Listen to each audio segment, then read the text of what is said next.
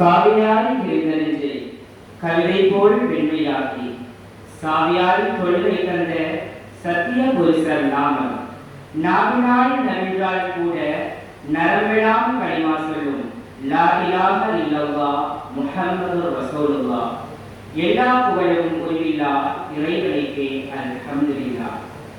நீரின்றி அமையாதது உலகு, நீரின்றி அமையாதது இந்த கவிச்சமர்.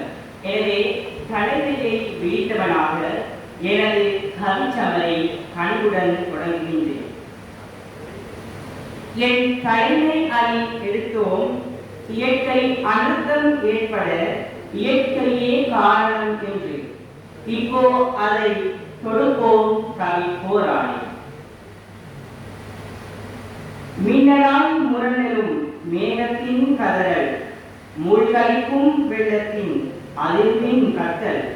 மின்னலாய் முரண்டலும் மேகத்தின் கதறல், மூழ்கடிக்கும் வெள்ளத்தின் அதிர்வின் கத்தல்.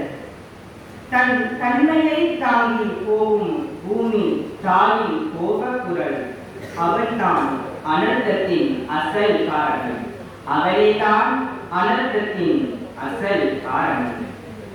மழை சிதறும் நேரத்தில் மனிதன் யாரோ, மழை சிதறும் நேரத்தில் மனிதன் யாரோ, கரையில் எழும் பேரலைக்கு மனிதன் தாங்குவானோ.